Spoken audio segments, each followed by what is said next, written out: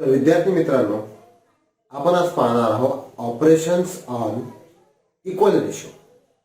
तर कुठले कुठले ऑपरेशन्स आहेत? तर सगळ्यात पहिल्यांदा तर आहे if A upon B is equal to C upon B. म्हणजे जर दोन रेशिओ इक्वल असेल तर त्यावर आपण कोणकोणत्या क्रिया करू शकतो. Let's find that. If A B C and D are the positive integers. जर हे पॉझिटिव्ह इंटिजर्स असेल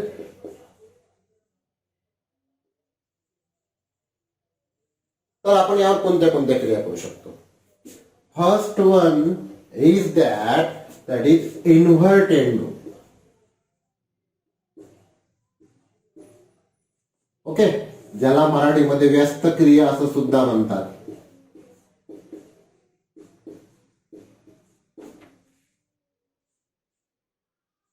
कशी वापरायची आहे? If A upon B is equal to C upon D, then B upon A is equal to D upon C.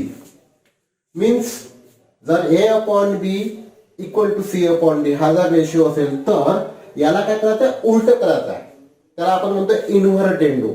Means डिनॉमिनेटरला numerator मध्ये न्यायचा आहे आणि न्यूमरेटरला डिनॉमिनेटर मध्ये न्यायचा आहे. So it is now B upon A equal to D upon C. Such type of operation it is called as invertendo. Okay, this operation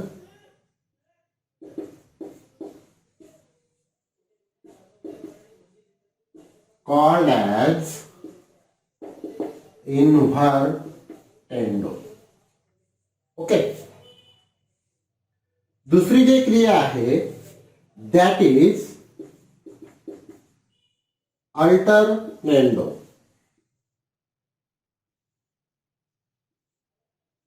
मराठीत त्याला म्हणतात एकांतर क्रिया.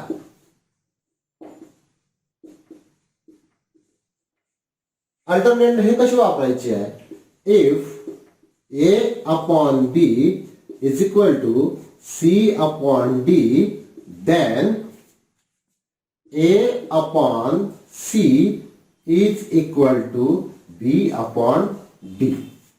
म्हणजे बी आणि सी यांची अदलाबदल जर केली आणि येणारा जो रेशिओ आहे हा रेशिओ सुद्धा मूळ रेशिओ जसं सारखा असेल तर येणारा हा नवीन रेशो सुद्धा सारखाच असतो. त्याला म्हणतात अल्टरनेंडो म्हणजे एकांतर क्रिया. एक्झाम्पल जर पाहायचं झालं तर if 2 upon 3 is equal to 4 upon 6 हा रेशो आहे सपोज. तर एकांतर क्रियेनं म्हणजे अल्टरनेंडो क्रियेनं जर आपण त्याला लिहिलं, then we can write 2 upon 4 is equal to 3 upon 6. बघा हा पण रेशो सारखाच येईल. 2 upon 4 ला सिम्प्लिफाय केलं तर 1 upon 2 आणि 3 upon 6 ला मल्टिप्लाय केलं तरी 1 upon 2. म्हणजेच 1 upon 2 is equal to 1 upon 2. म्हणजेच हा रेशो सुद्धा सेम आहे. Such type of operation it is called as alternando. It is called as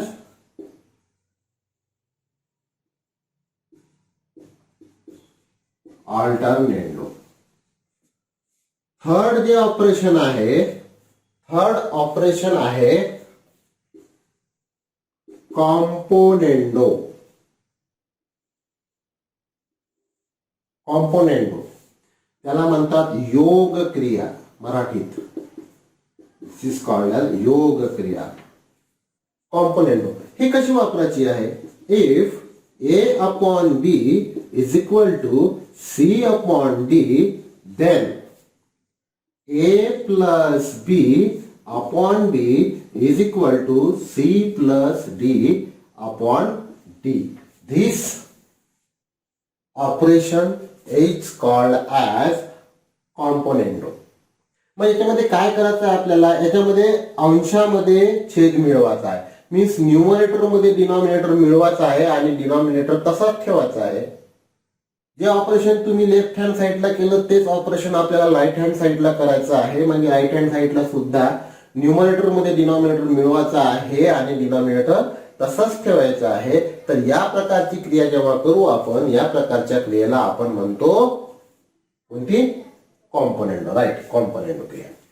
for example जर पाहायचं झालं तर सपोज 5/7 इज इक्वल टू 10/40 हा रेशो आहे.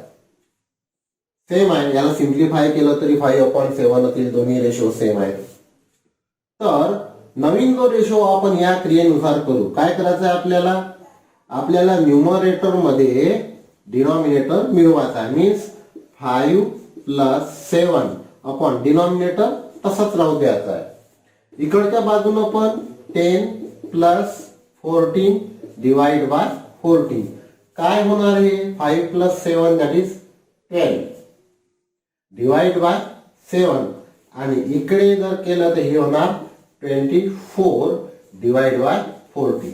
आता 24 डिवाइड बाय 14 ला जर आपण सिम्प्लिफाय केलं तर 2 याला भाग जाईल 12 आणि इथं 7, so it is going to be 12/7 is equal to 12/7. दोन्ही रेशिओ सेम येणार आहेत. So this property is known as component. This property called as componendo. Okay. Then fourth property is dividendo. याच्यात म्हणतात त्याला वियोग क्रिया.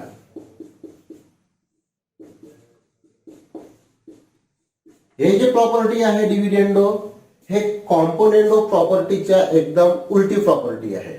जसं कॉम्पोनेंडो प्रॉपर्टी म्हणजे योग क्रिया. योग क्रिया म्हणजे काय, आपण म्हणतो योग म्हणजे जोड करणं आणि वियोग म्हणजे मायनस करणं. वियोग झाला म्हणजे दूर गेला. तर इथं आपल्याला कॉम्पोनेंडो मध्ये योग आला म्हणजे आपल्याला ऍड करायचं आहे. त्याच्यानंतर डिव्हिडेंडो म्हणजे वियोग क्रिया म्हणजे दूर गेला म्हणजे त्याला मायनस करायचं आहे. तर ही प्रॉपर्टी कशी वापरायची आहे मग, if A/B is equal to C/D then A-B/B.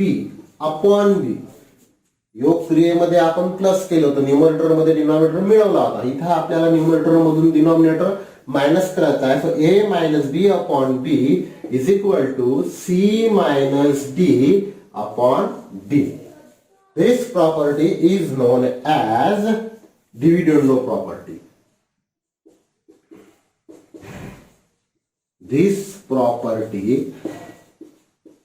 known as dividendo property. Okay. याला 4 properties.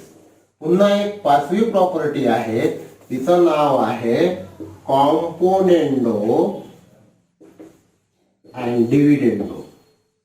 Componendo dividendo property. Okay.